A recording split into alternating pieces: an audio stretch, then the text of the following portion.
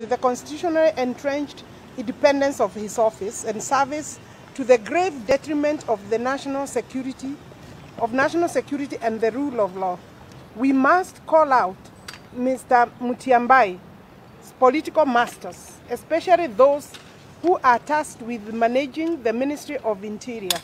We know that the Cabinet Secretary for Interior, Dr. Fred Matiangi, invited himself to address the National Assembly Committee on Administration and National Security to speculate and gossip for hours about the Deputy President's wealth under the pretext of discussing the deployment of Deputy President's security details.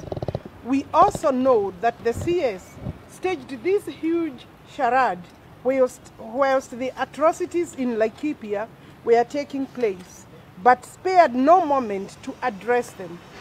This focused pursuit of political vendetta at the expense of national security has grossly degraded our security and eroded the public confidence in the state. The CS continues to display arrogant disregard for the Constitution and the rule of law, living in violations of the independence of various institutions, especially that of the National Police Service Command. This brazen impunity continues to undermine the confidence of Kenyans in public institutions and indeed the integrity of the state. I will ask Osoro to continue with the statement. We are also dismayed to observe that the National Assembly's Committee on Administration and National Security made itself available as a forum for the top government security agencies led by the Cabinet Secretary to pursue their petty vendetta while Kenya has been ravaged by unprecedented armed conflict and overrun by marauding bandits.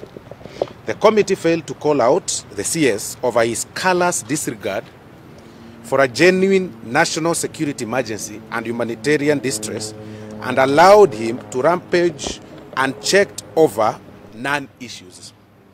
The committee huddled like timid schoolboys. This must be clear. They huddled like timid schoolboys, completely abandoned their oversight mandate and neglected their constitutional duty to hold the executive to account on a national issue of fundamental importance. Yes. And instead, the committee has been actually negligent, a negligent enabler and accomplice of the Ministry of Interior and its violent excesses and disastrous negligence, as you've seen across the country. We cannot carry on this way anymore.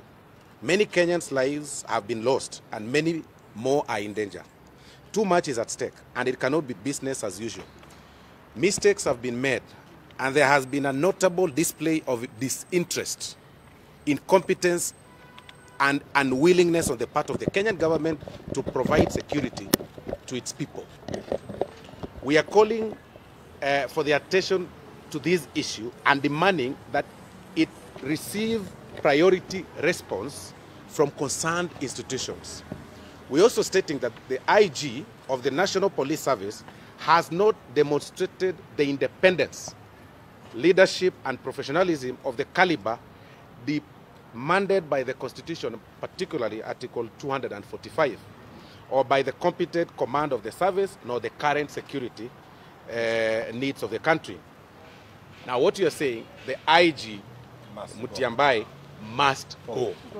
Similarly, his enablers in the Ministry of Interior must equally face the music. So for today, we are demanding that the Inspector General of Police does the honorable thing and resign and become a politician that he is. He can decide and take orders, from his political masters when he's out. But for the purposes of the security of our people, Matiangi must leave. He simply must go. Okay. I'll call upon the senator. the senator involved in this whole matter, like Laikipia County, the victim. He will give details on the ground. Thank you very much. As we stand here, tension in Laikipia is very high. That is so because the people of Laikipia, the schools are closed. We school like the primary school, all primary schools in Laikipia or Moran area are closed. That is Bombo Primary School, Miharati Primary School, Save, Magadi Primary School, as well as Merigwet Primary Schools. And 2 schools have already been banned. That is Merigwet and Miharati Primary Schools have been banned. And what is shocking is that when Natembeya came to Laikipia, he admitted that the government is unable to deal with those bandits. That is by saying that the bandits are using M16 and our government can only afford AK-47 and G3. That is a shame. Shame of the highest order. And if that's what you're telling us, what do you want the good Kenyans to do? People of Laikipia believe that the work of any government is to protect its property as well as their lives. And if it's not doing that, we are really worried and shocked. And all what people of Laikipia are asking for is what the government did in Mount Elgon. They deployed the military, and that's what we're asking in Laikipia. Because the AP cannot control what's happening in Laikipia, the GSU cannot, and any other police officers we have cannot. So all what we're asking, we want the military to be deployed in Laikipia. Another thing that we want in Laikipia to be done is that we want NPRs. We had 832 NPRs that were withdrawn, and after they were withdrawn, we were attacked left, right, and center. Why are we saying about NPR? NPRs know the terrain of Laikipia. They are well equipped with their own knowledge about the terrain, unlike the police officers that, of course, Natembeya admitted they cannot do anything. So our sons and daughters from Laikipia, the NPR should be given guns, and we can defend ourselves once we are given those guns. Those are the 2 things that we are asking. We want military, and it's so shocking that with the new technology, we can use drones to be manning the area, especially the Laikipia Nature Conservancy. And we are being beaten by the guys we are calling barbaric, backwards, and what I was shocked to see, they have even flag. They are flying a black flag to show that they are in control. When our people, we are being killed left, right, and center. As we speak right now, yesterday, at night in Ormoran Center, where people are living, the ones who have been displaced, they are living in Catholic Church, the others living in the Deliverance Church, the others living in the Polytechnic.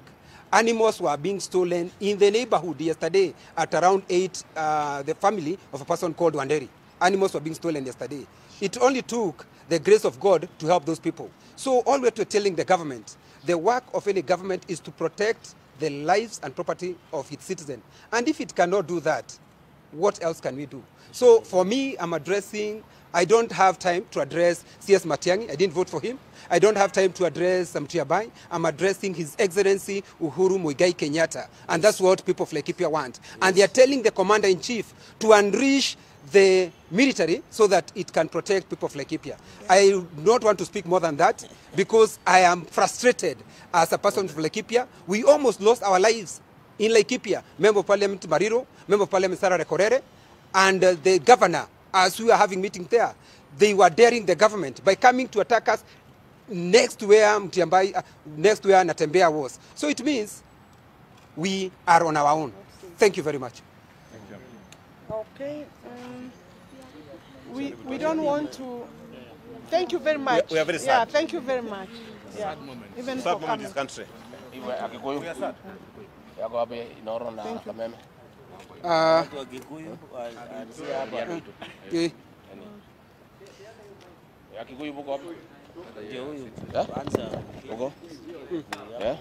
Fenaruo. Twajirerie. Wenda kuga atiriri.